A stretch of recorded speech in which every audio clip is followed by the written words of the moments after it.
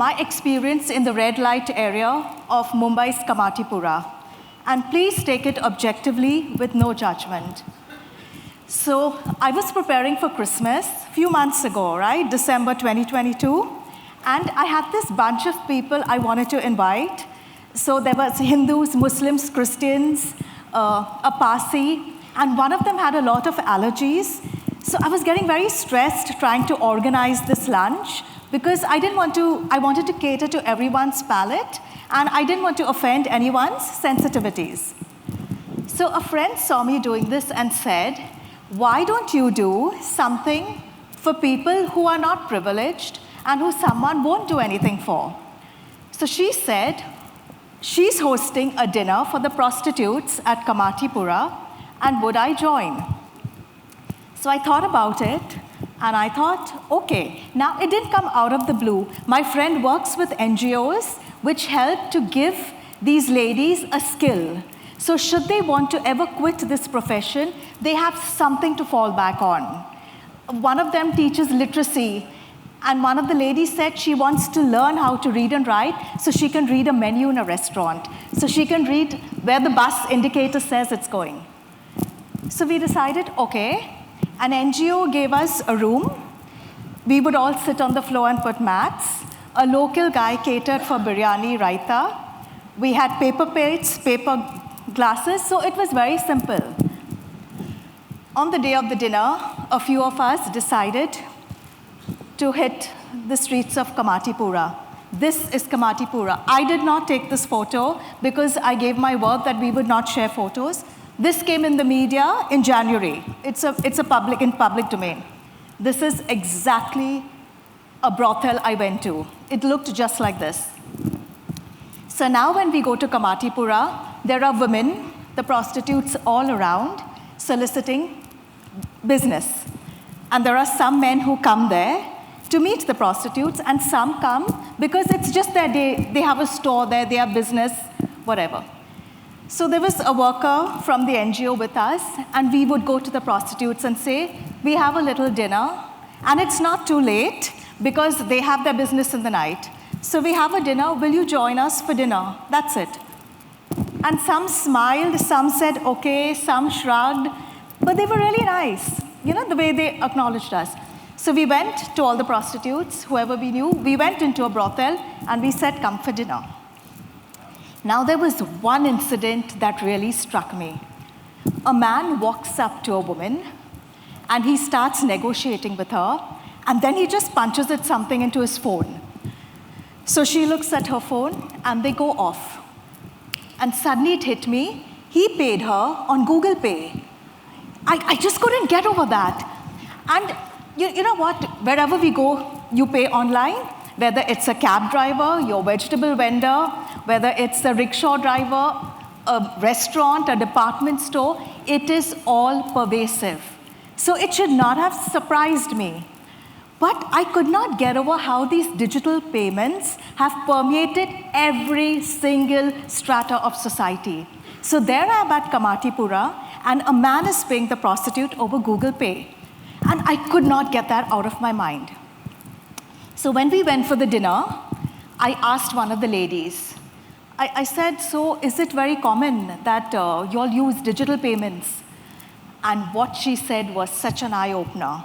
She said, look, ma'am, my job is to give the customer what he wants. So if he comes to me and says, I have no cash, she's saying, what do I do?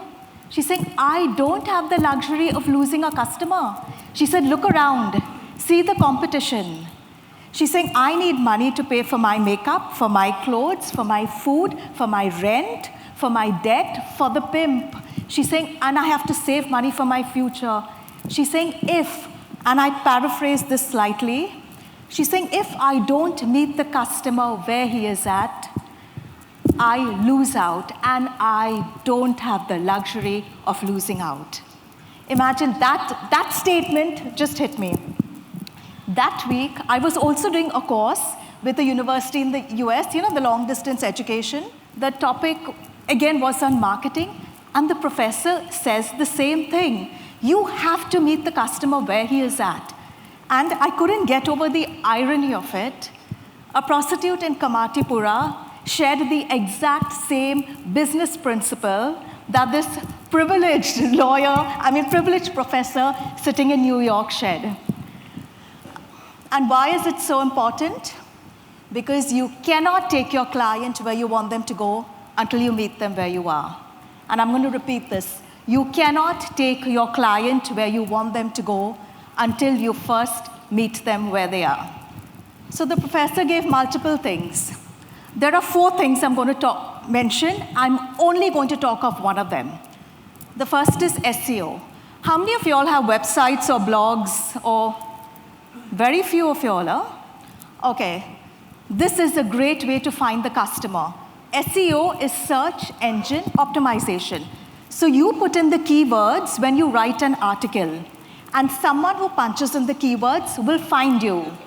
But you need to put the right keywords so that in the Google rankings you come up high. For example, let's say RBI tinkers with the policy rates. Don't put in duration funds. You have to meet the customer where he is at, speak his language, put yourself in his head. So type in, where must I invest if interest rates fall? Now you're speaking their language. Now you're meeting them where they are. And then they will find you. Secondly, where are your clients consuming advice and content? If they are consuming advice and content on Twitter, don't waste your time on Facebook. If they are consuming advice and content on Quora and Reddit, don't waste your time on Instagram. You got to find out, are they at conferences? Where are people consuming advice and content? And make sure you are there. Channels of communication. This is a powerful driver of loyalty. How do they want to communicate with you?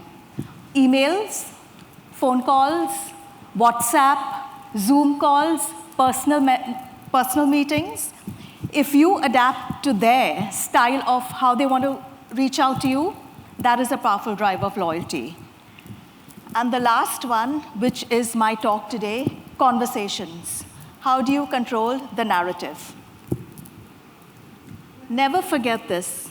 Conversations are not about information exchange. They are about impression management. That's it. Conversations are about impression management. So there was this interesting study by Harvard called It Doesn't Hurt to Ask. And they said that if you ask questions, you create a very positive, lasting impression. So let me give you the story I just told you about the red light area. Let's say I meet you at dinner, and I tell you the same story. And you say, wow, tell me one thing. How did you feel in the red light area? And I said, actually, I wasn't scared at all. I felt perfectly safe. How did the women see you? And I said, the women were really nice. When we smiled, they smiled back. And you asked me, did any of them have children? And I want to say, when I went to a brothel, one of them showed me the photograph of her daughter who's studying in a hostel, topping the class and looking so smart. I was so proud. I was so proud of that lady who's against all odds. She said, look how well my daughter's doing. She will never have to live this life. So it was really, I would tell you all this. Then we part ways, and you go home. Somehow, I feel very good about what I've told you. You have learned a lot, but I would not have created a good lasting impression, because in your mind, you will realize, Larrisa never asked me about my life. Larrisa never asked me about my experiences. Larrisa never asked me what I thought about it. And that's it. Your mind always interprets a situation, and it'll interpret it to say, Larrisa doesn't care about you. Very bad impression. Once I went to a salon to do a pedicure, and there was a lady doing a manicure on the side. She was so rich, so privileged. So she had this wealth of experiences. When I went to South Africa on a safari, when I saw the Northern Lights, when I lived in LA, when I went here, and she went on and on talking. I've got an organic farm. I do this for my community. And it was a really nice conversation. Later on, a few weeks later, the salon manager tells me, she commented how friendly you are. And I remember thinking, I didn't like her. I didn't like her at all. And it's not that I was jealous of her. I remember asking her, what is your name? And she said, Nandini, and she never even asked me my name. She never asked me where I stay. She asked me nothing. And I realized conversations are two. Either you're there to impress. I know so much. I have all the knowledge. I have all the skills. I have everything. I am so cool. Check out my 6-pack, 8-pack, 24-pack abs. Check out my dresses. Check out my... One conversation is about that. You sell yourself. The other type of conversation is when you engage. When you ask them, tell me something about yourself. Tell me more about you. It's about making them feel heard. And that's it. You will never make a client happy unless you make them feel heard. My friend Pankaj once took me out, once we were having coffee, and he passed this comment to me. And this is how he said it. Why do you have so much of your portfolio in debt? Big mistake. Fine, I got it, okay? Was Pankaj wrong? No, he was completely bang on. I have too much of my portfolio in debt. I have 50% in debt. And what Pankaj was saying is right. You have 0 loans, 0 liabilities, you have 0 dependents, you're getting a cash flow from your salary you're investing. Why would you have so much in debt? And you know what? I didn't want to explain because of the way he said it. Why do you have so much in debt? Big mistake. He decided, right, that it's a big mistake. He talked down to me. I didn't care. What if Pankaj had changed the question? What if Pankaj had said, I would really like to know why half your portfolio is in debt? Can you see the change of engagement? Then I would have told Pankaj why my portfolio is in debt. It's because when I was a child, when I was 10 years old, my father got a Parkinson's attack, and we struggled to make ends meet. We really struggled. So I remember ITC had a little campaign for college students, and we would get paid really well. And I would go on the road and convince people who smoke, can you try this cigarette and give us your feedback? And I would do tuitions, I would do holiday jobs to complete my education. And then my mom fell sick, and I had just one goal in life. I got to take care of my parents. I got to be there for them financially, mentally, physically, emotionally. Till they passed away, I had to be there for my parents. But can you see what that does to a psyche? When you are looking after your parents, you get really, really, risk averse. You get very risk averse. So in my equity portfolio, of course, I will take a tactical bet. Of course, sometimes I buy a stock which is turned out to be a bad investment. I will experiment, but half my portfolio must be in debt, and it must be safe, because that is my safe house. So that's the thing. Behind every client is a story, and you need to get that story. So how do we get the story? Dr. Megan Lurtz works a lot with financial advisors in the US. She's a psychologist, and she said something interesting. She said, always use words like would, should, could, because it's just much more engaging, and I'll explain why. Instead of saying, why do you save so little? What if you turn it around and say, could you share what is holding you back from saving more? You know, once I was on Clubhouse, and there were these 2 American financial coaches talking, and a young boy comes online, and he says, I have a question. My fiance just doesn't want to save, but I want to save for my future, and she only wants to spend, so it's a big problem. And I have to admit, I judged that girl. I now feel very guilty, but I just thought, I mean, how ridiculous, what kind of a girl is this? I mean, how can you just want to spend? And the way the coach nudged information out of him, she just asked him, what do you think is the reason that your girlfriend doesn't want to save when you are saving for her future? And he said something so nice. He said, you know, I was broke and in debt, so she told me that my priority must be to clear my debt. So she did all the spending when we went out. If I had to buy clothes, she expected nothing from me. She stood by me. So now that I've paid off my debt and got a great job, she says, let's live it up. And I just thought, okay, all they did was nudge him to tell the story, and that's it. They could reposition the entire conversation. Instead of saying, why do you want to retire early? What if you turn around and say, to be smart about your decision, you should first get clear on what it is you want to retire from. What are you retiring from? From being a good person? Are you retiring from being a dad, from being a friend, from being a spouse? What are you retiring from? Your 9 to 5? Does that mean you're open to a consultancy? Are you retiring from your career? Are you retiring from working? What is it you're retiring for? See, I go back to my point. Every client has a story. You got to nudge them to get the story. Why do you hate distributors? I'll come to this later, but I couldn't resist putting it. You should ask them, I would like to know, what is it that makes you resent distributors? So when you use words like why, it's very combative. It's very transactional.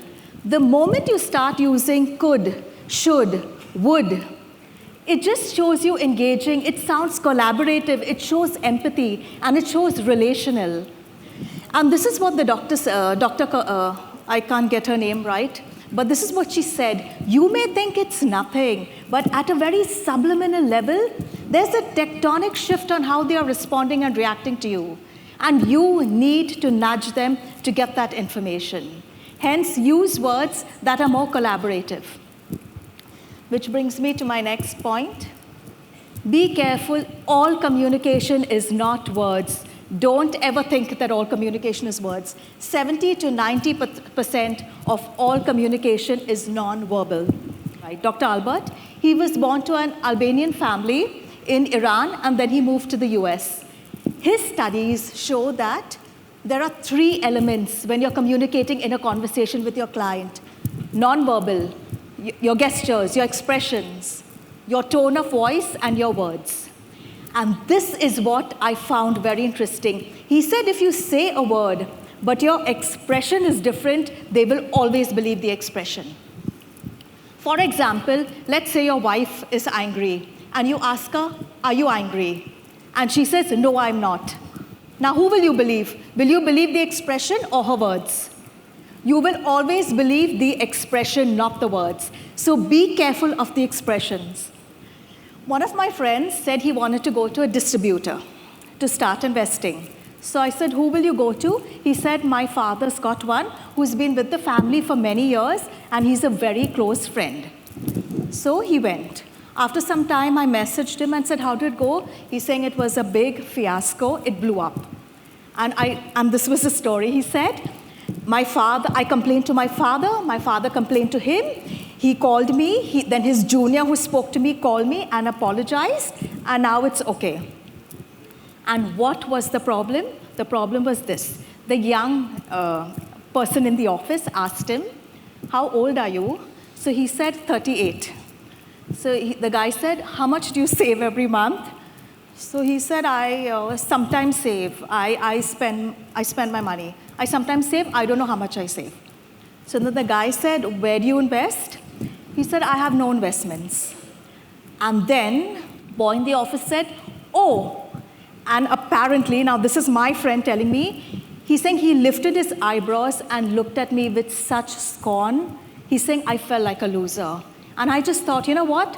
I came to you for you to help me. I didn't come for you to mock me. And the whole thing blew up. He complained to his dad and everything. But look at the power of non-verbal communication. See, that's the thing. When you're trying to get information from people, they will always be defensive. Nobody wants to give information. And the worst thing is when you're talking about money, it's not a nice thing to share all your money details with someone. So you have to ensure that you set the tone right, that the fact that they are talking to you means they want to trust you. So you got to do it by showing them 2 things, collaboration and empathy. Imagine if the guy just turned it around and said, okay, here's what it is. You've missed out on a lot of years, but we are going to get you on track. Can you imagine the complete change? That's it. Just show collaboration and empathy. For example, this is another thing I've noticed when people talk about distributors. This is what my friends say. They take money from the mutual funds. So I said, and what is wrong with that? Nothing.